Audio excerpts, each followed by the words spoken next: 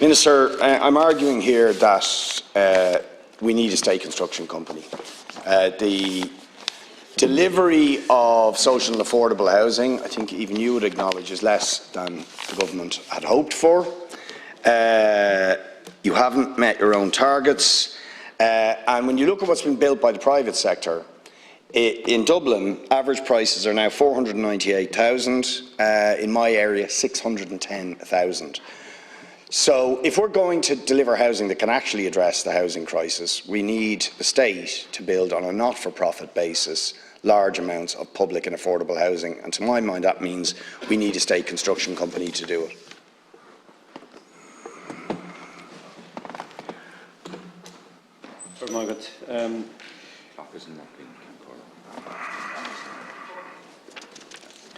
Government recently established the Land Development Agency for the purpose of developing affordable and social housing on state lands. The LDA also works to procure housing units more broadly for cost rental and affordable purchase. Separately, the Housing Agency provides a range of housing functions and services, including assisting local authorities to deliver their housing programmes. In this context, it is not clear that establishing another housing agency, particularly when housing supply is increasing, would see any increase in overall housing delivery. I disagree fundamentally with the Deputy in relation to the government not delivering and the chain of supply not happening. It's happening at pace. Almost 30,000 homes were built in 2022.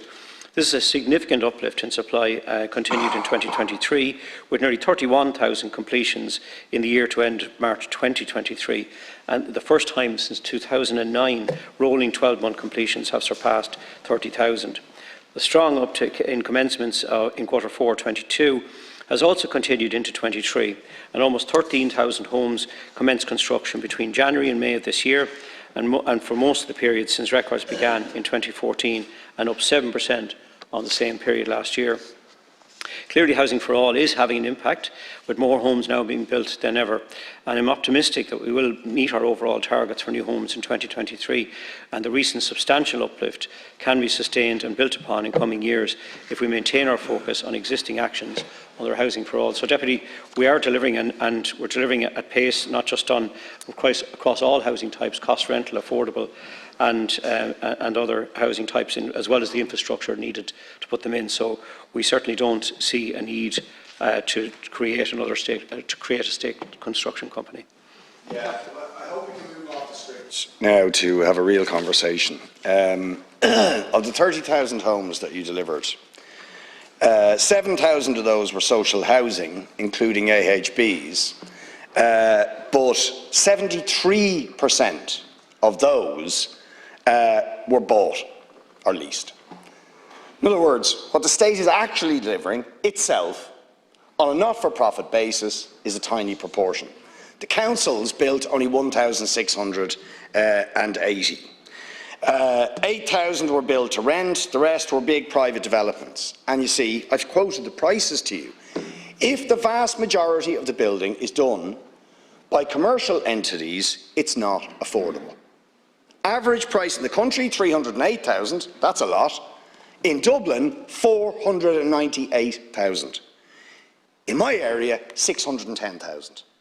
Cherrywood, biggest residential development in the country, houses on sale, 650,000 starting and up.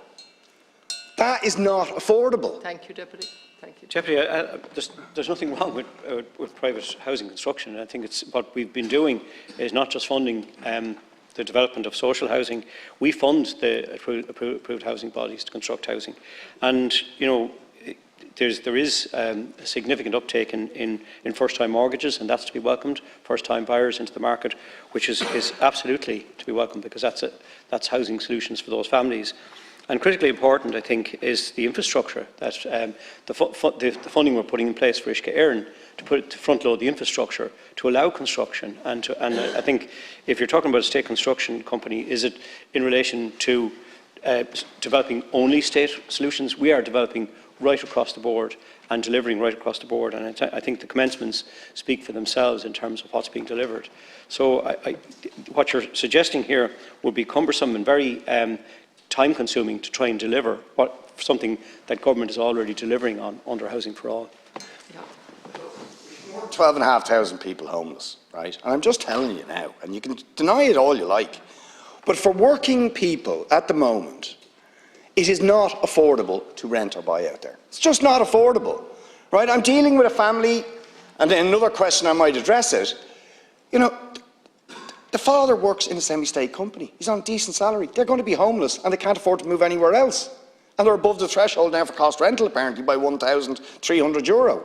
I have another woman who's working with vulnerable children for Tuesdays, 4 years in emergency accommodation because she can't find anywhere to rent or to buy. So the stuff that is being built by the private sector is not affordable.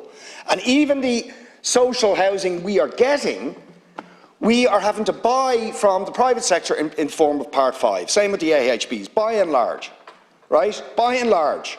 The councils only built 1,689 social houses last year out of the total. So we need a state body that builds on a large scale public and affordable housing that is actually affordable. Thank you, Minister Trudeau. There's nothing to disagree with. It's a fact. I disagree, first of all, with the necessity to set up a state construction company. We are delivering under Housing for All.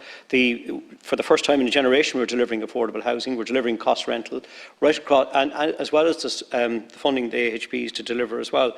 So right across all housing tenures, we are delivering. And I think that's critically important, and we're going to continue to do that.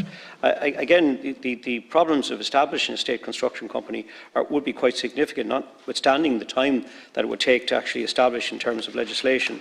And it would also have to compete with private sector companies in terms of in an already constrained employment market. So we certainly don't see the need for it while we are delivering at pace 2022-23 and certainly well into right throughout the course of Housing for All. Thank you.